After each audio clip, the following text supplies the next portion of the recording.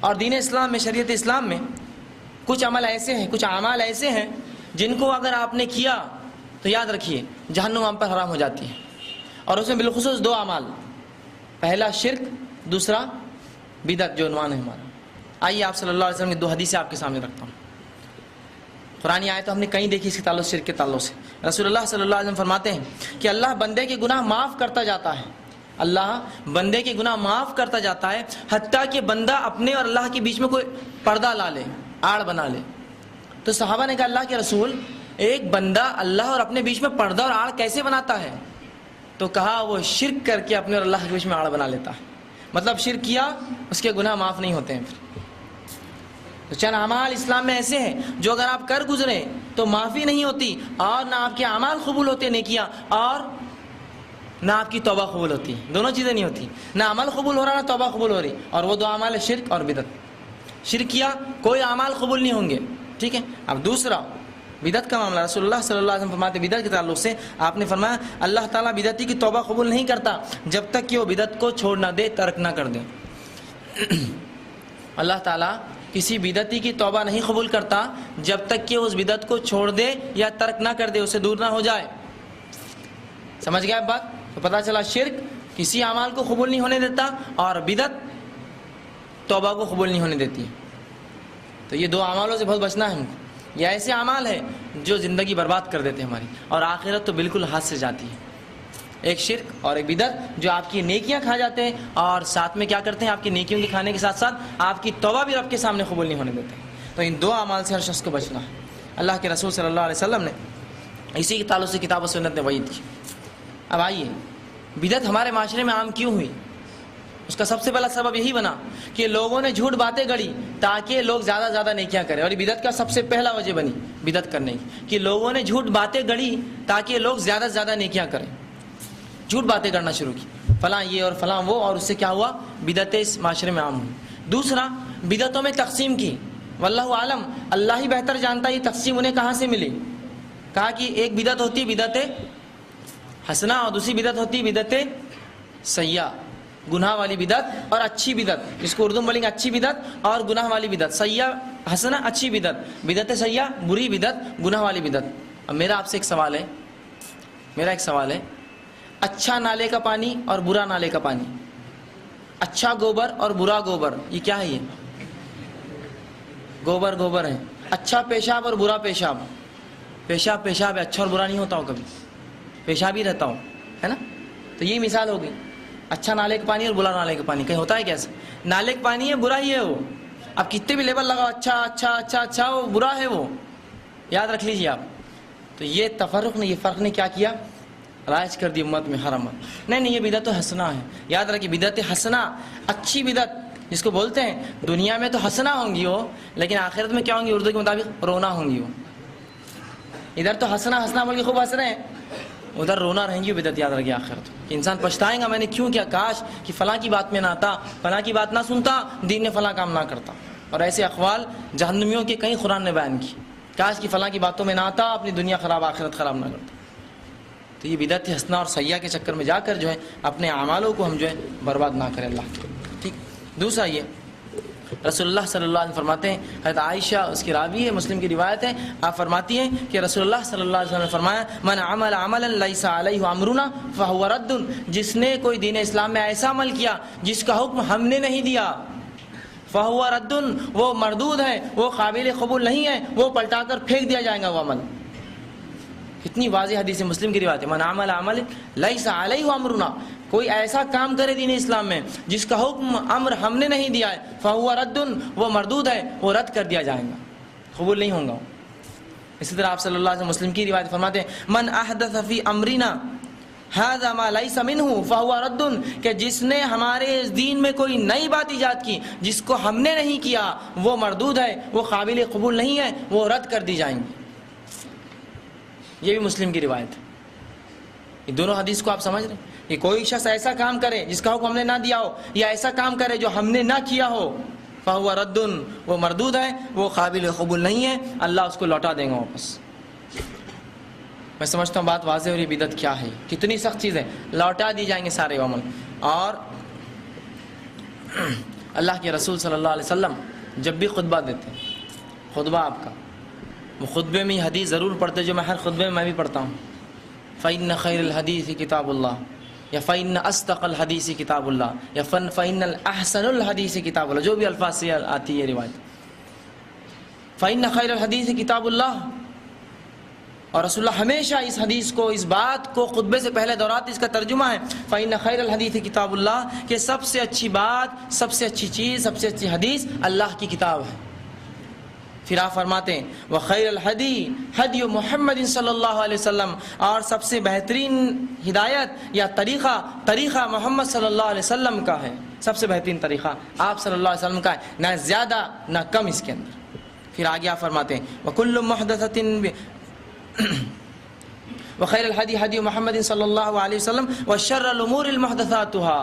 اور پھر آگے آپ صلی اللہ علیہ وسلم فرماتے ہیں اور بدترین کام دین کے اندر ایجاد کردہ چیزیں ہیں، بدترین کام دین اسلام میں ایجاد کردہ چیزیں ہیں جو انسان دل سے نکالے. پھر آگے فرماتے ہیں وَكُلُّ مُحْدَثَةٍ بِدْعَةٍ، اور ہر ایجاد کردہ چیز دین اسلام میں بدعت ہے. پھر فرماتے ہیں وَكُلُّ بِدْعَةٍ ضَلَالَةٍ، اور ہر بدعت گمراہی ہے. اور آگے روایت میں، یہ مسلم کی روایت تھی، اور آگے جو ایک روایت میں نسائی کی فرماتے ہیں وَكُلُّ ضَلَالَةٍ فِي النَّارِ، اور ہر گمراہی کا ٹھکانہ جہنم کی آگ ہے.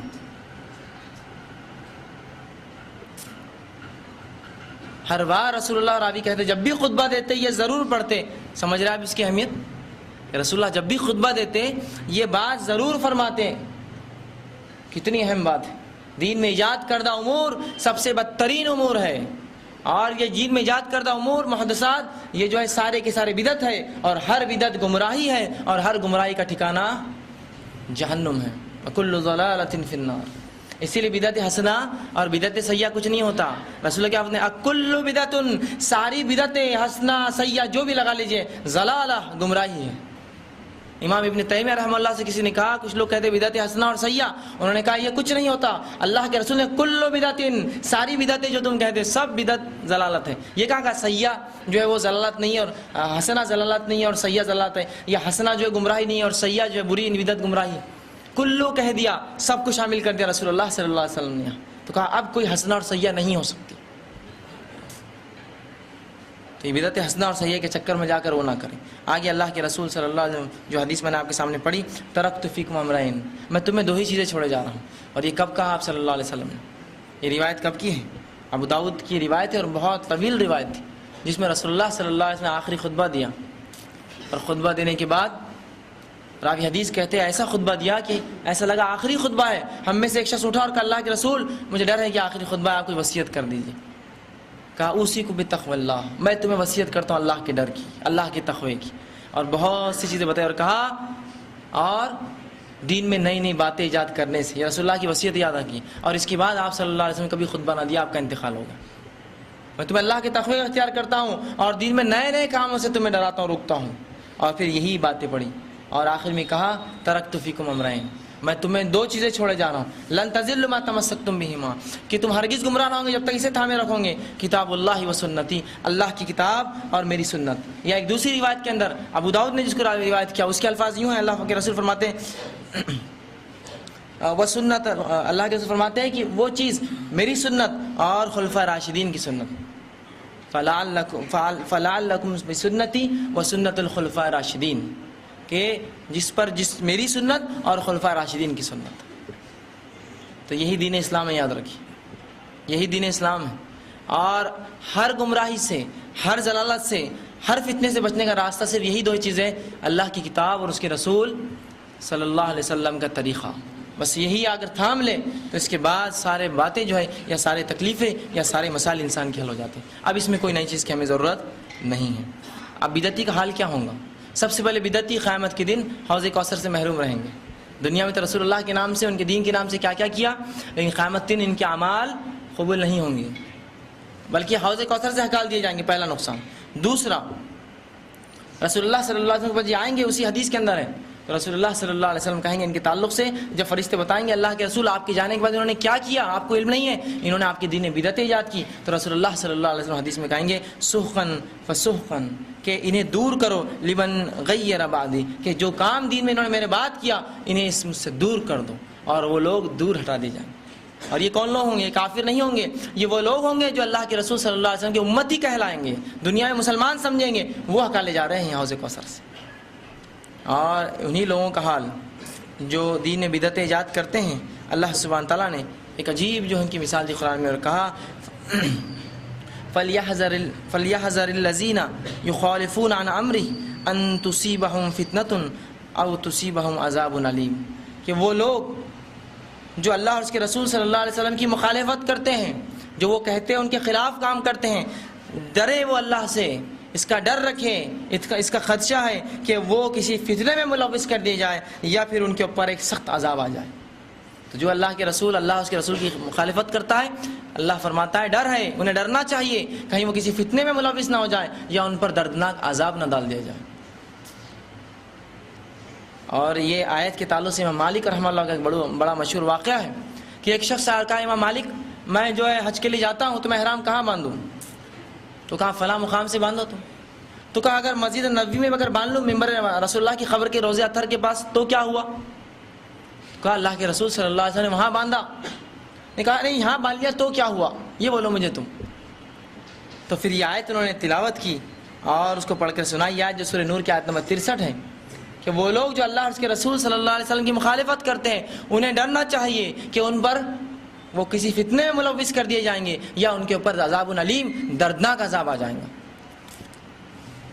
تو آج ہم کتنے لیڈر ہو چکے ہیں، کتنے لیڈر دین کے معاملے میں، دنیا کے معاملے میں بڑی احتیاط ہے نا، دنیا کے معاملے میں ایک ٹک ادھر سے ادھر نہیں ہونا ورنہ فارم ریجیکٹ ہو جانا، لیکن دین میں کوئی عمل کہیں تک بھی چلتا کوئی مسئلہ نہیں، اس میں جو ہے دین کا معاملہ بالکل ربر کے ایسا کھینچتے جاؤ جتنا چلتی ہے۔ یاد رکھیے دین اسلام کی مثال ایک کانچ کی سلاخ جیسی ہے، یا تو ثابت رہتی ہے یا تو ٹوٹ جاتی ہے۔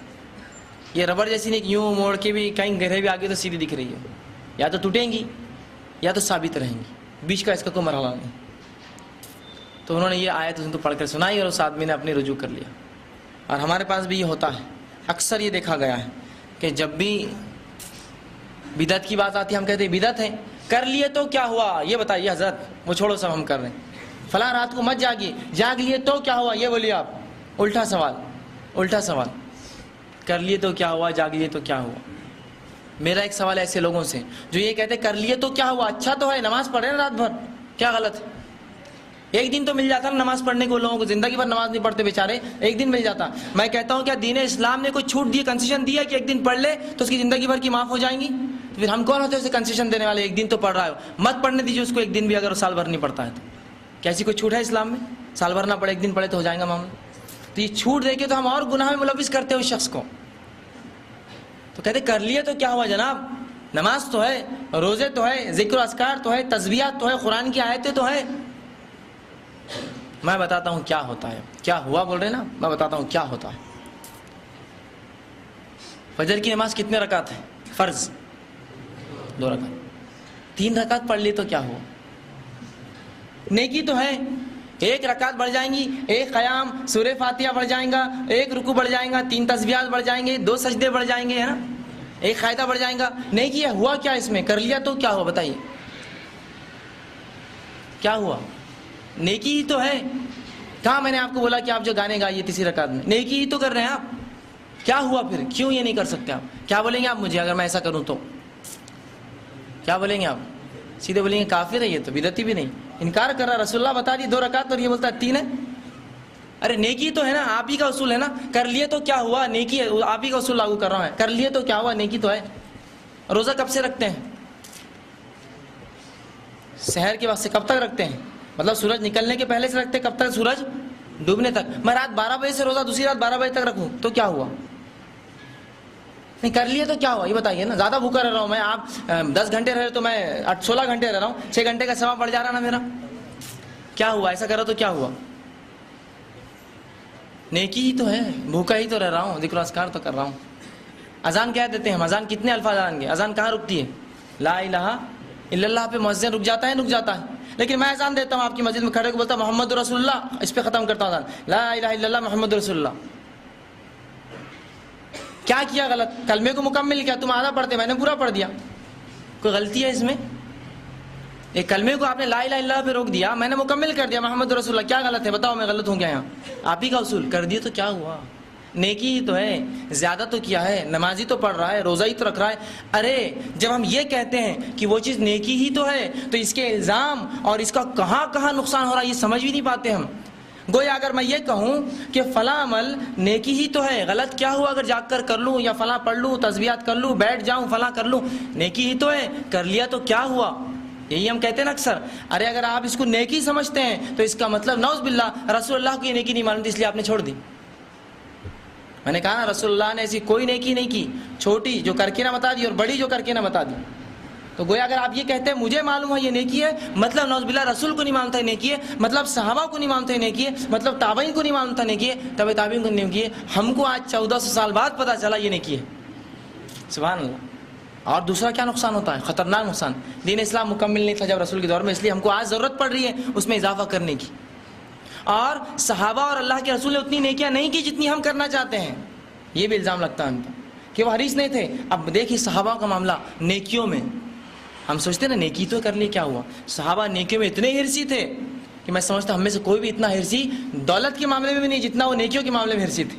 ہم دولت کے معاملے میں جتنے ہرسی ہوتے ہیں نا, صحابہ اس سے زیادہ نیکیوں میں ہرسی, کرنا ہے مجھے بس حاصل کرنا ہے نیکی. آئیے آپ صلی اللہ علیہ وسلم زندگی سے ایک واقعہ سن لیجیے. اللہ کے رسول صلی اللہ علیہ وسلم کے پاس کچھ صحابہ آئے, کہا اللہ کے رسول مالدار لوگوں کا معاملہ یہ ہے کہ وہ نماز بھی پڑھتے ہیں, روزہ بھی رکھتے ہیں, زکوٰۃ بھی دیتے ہیں, حج بھی کرتے ہیں, جہاد بھی کرتے ہیں, پیسہ بھی خرچ کرتے ہیں اللہ کے راہ میں, نیکیوں میں ہم سے آگے بڑھ جاتے ہیں. ہم روزہ, نماز, زکوٰۃ, حج, جہاد کر رہے ہیں, لیکن پیسہ کہاں ہے ہمارے پاس خرچ کرنے کے لیے. یہ نیکیوں میں مالدار صحابہ آگے نکل جاتے ہیں, ہمارے لیے کچھ کیجیے آپ تاکہ ہماری نیکیاں بہت زیادہ ہو جائے. تو اللہ کے رسول صلی اللہ علیہ وسلم ٹھیک ہے, تم ایک کام کر لو, جب بھی نماز پڑھو تو 33 مرتبہ سبحان اللہ, 33 مرتبہ الحمدللہ, اور 33 اللہ اکبر, اور 34 کو ایک مکمل کر کے 100 گنتی کر لیا کرو. صحابہ خوش ہو گئے, عمل مل گیا. دوسرے دن مسجد میں پہنچے, عمل شروع. اب عمل 33 گننا پڑیں گا نا, اگر اس کے تو نہیں ہوگا, دل میں کاؤنٹنگ تو نہیں ہو سکتی. اب گن رہے ہیں سبحان اللہ سبحان اللہ سبحان. دوسرے صحابہ جو وہاں نہیں پہنچے تھے, مالدار گروپ, یہ کیا چل رہا, یہ کیا گن رہے, دین کے معاملے میں ایسا چھوڑتے نہیں تھے, اس کا معاملہ چھوڑ دو, یہ کیا پڑھ رہے ہیں آپ لوگ, ہم کیوں نہیں پڑھ رہے, ہم کو. تو کہا یہ جھوٹ بھی نہیں بول سکتے دوسرے. کہا اللہ کے رسول کل گئے تھے تمہاری کمپلین لے کے, تو یہ عمل مل گیا ہم کو کرنے کے لیے. کہا اچھا ایسا ہے کیا, ٹھیک ہے. اب جب دوسری نماز میں سب آئے تو یہ امیر صاحبہ بھی, یہ بھی پڑھنا شروع, سبحان اللہ سبحان. پھر یہ فوراً دوڑے اللہ کے رسول کے پاس آئے. اللہ کے رسول انہوں نے بھی شروع کر دیا, نماز بھی پڑھ رہے, روزہ بھی رکھ رہے, زکوٰۃ بھی رہے, حج کرے, جہاد کرے, پیسہ خرچ کر رہے, جو تسبیح آپ نے بتائی جس سے ہم ان کے برابر ہو جائے نیکیوں میں, وہ بھی شروع کر دی انہوں نے. اب کیا کرنا ہو, تو اللہ کے رسول صلی اللہ علیہ وسلم فرماتے ذالک فضل اللہ یؤتیہ من یشاء, یہ مال و دولت اللہ کا فضل ہے, اللہ جسے چاہے دیتا ہے. بھائی میں کچھ نہیں کر سکتا اس میں, خلاص میں نے تم کو ایک ذریعہ بتایا, اگر مالدار بھی اپنا لے تو میں کچھ نہیں کر سکتا اس میں, وہ اللہ کا فضل ہے, اللہ جسے چاہتا ہے اپنا فضل نوازتا ہے.